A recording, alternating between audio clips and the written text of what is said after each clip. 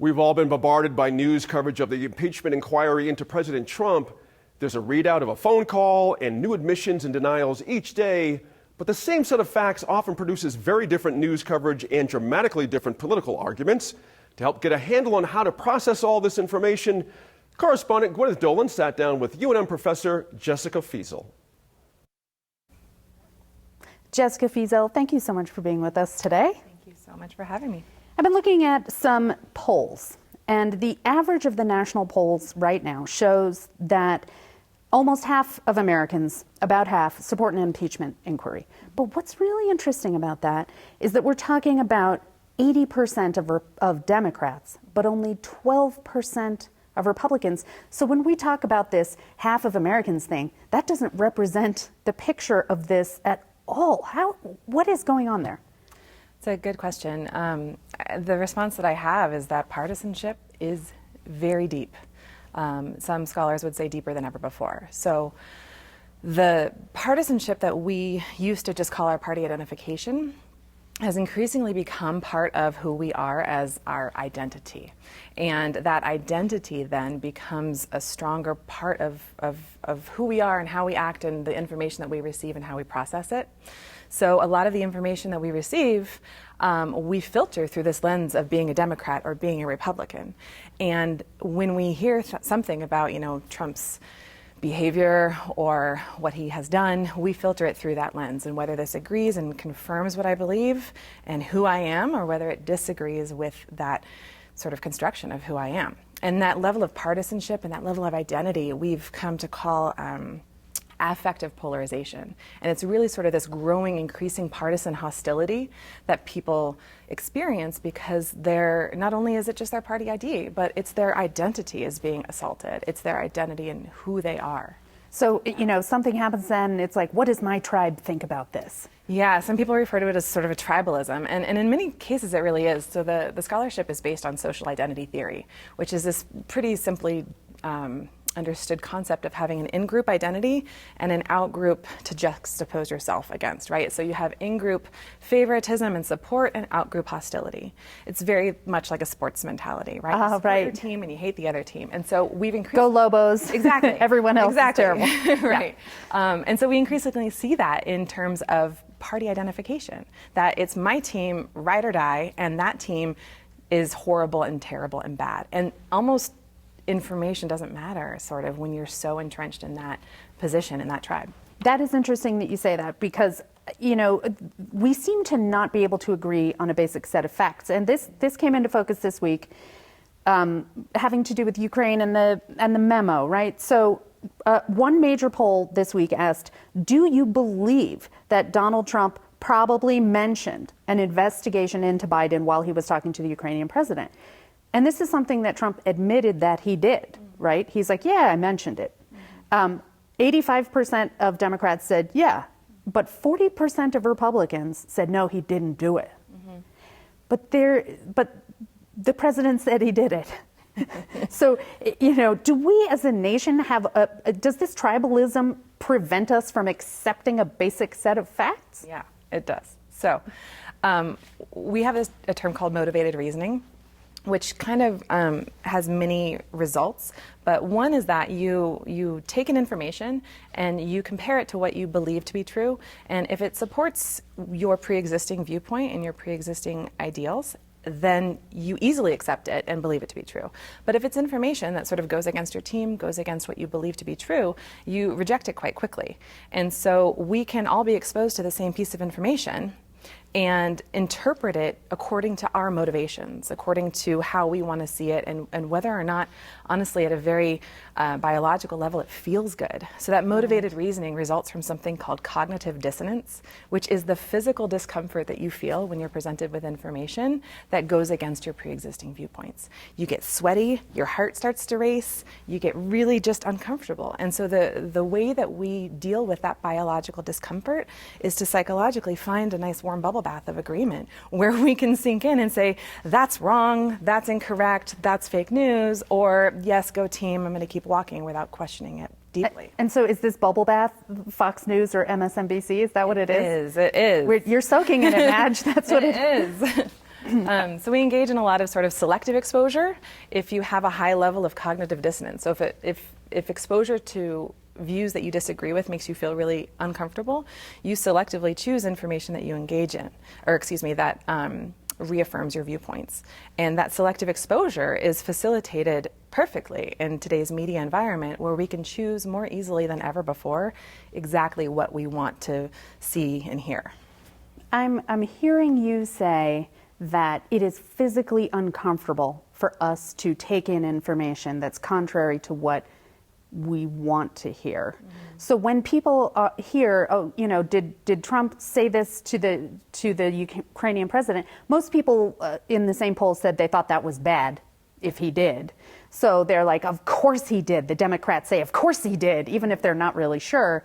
And the Republicans say, why, he never. He wouldn't. No, absolutely not. But it's not about the facts at all. No, it's about Republicans see their party being assaulted, they see this information, they recognize that it's bad, and they have a lot more cognitive dissonance to work through in order to get to a place of being able to accept that information as true, as factual, and as something that they can reconcile with their pre-existing viewpoints.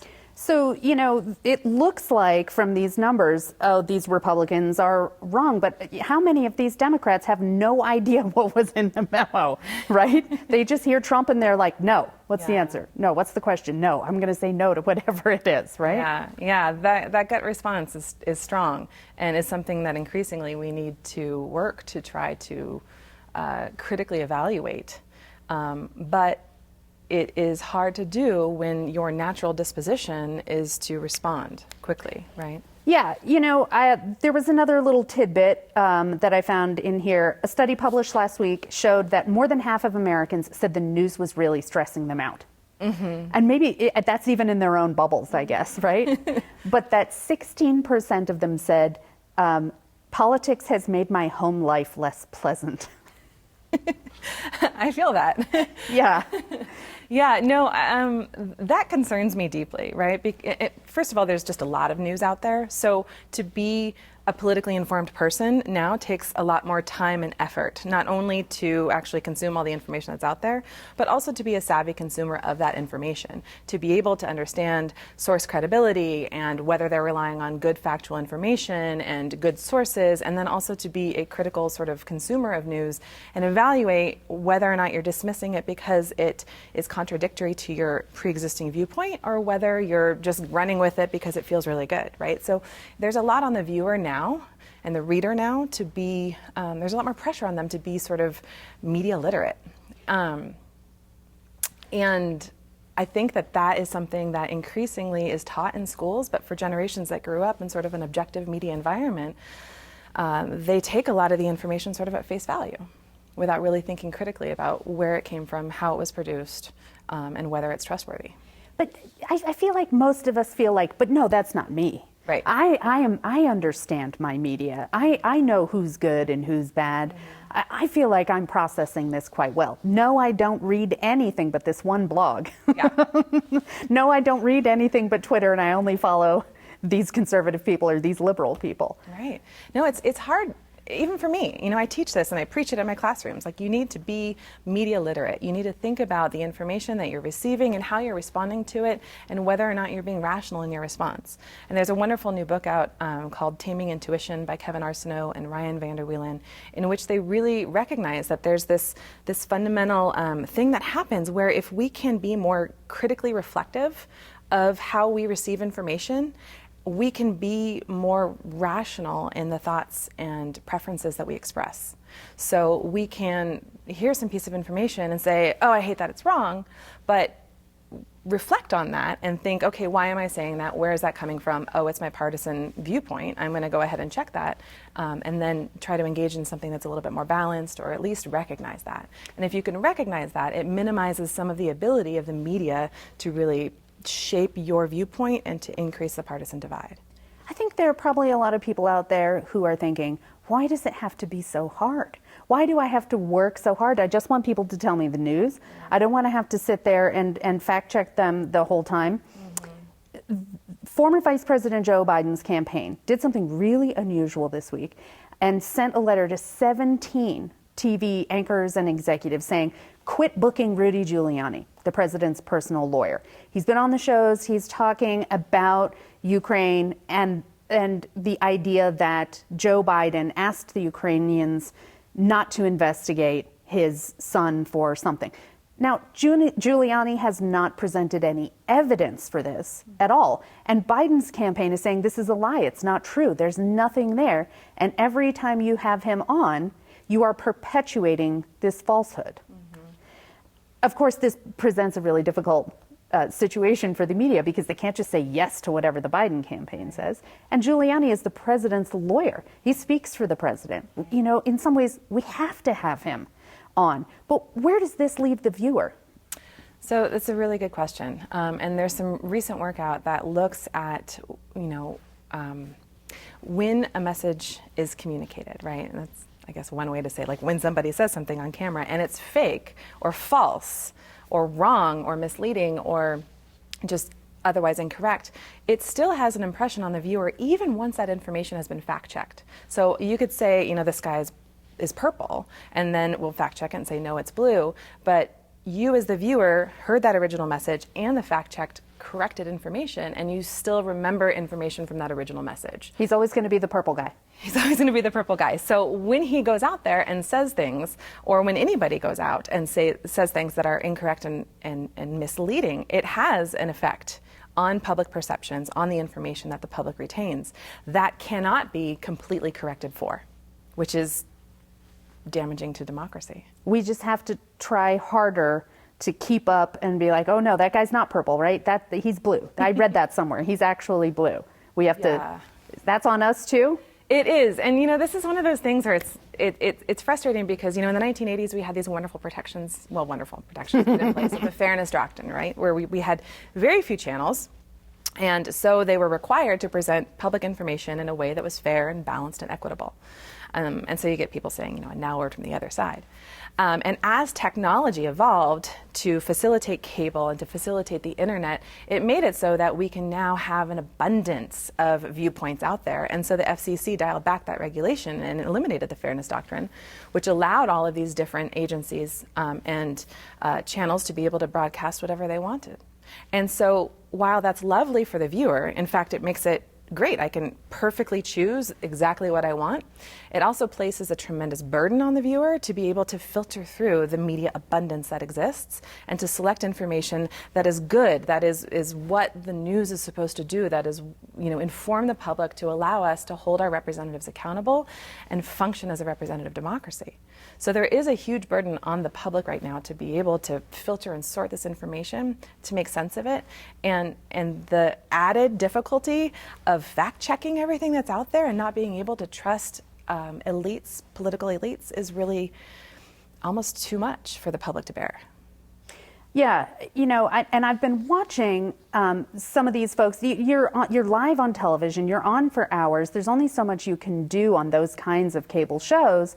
And I have been seeing a lot of folks try to push back in the moment, on those details. But then it just looks like whoever the anchor or reporter is the opposite of whoever the interviewee is. It just puts them as, oh, that anchor must be a Democrat, must be a Republican because he's questioning or he's pushing back on this number. Is part of the solution for us to consciously take a step out and look across at the other side of the spectrum from us? So if you're liberal, should you be watching Fox News?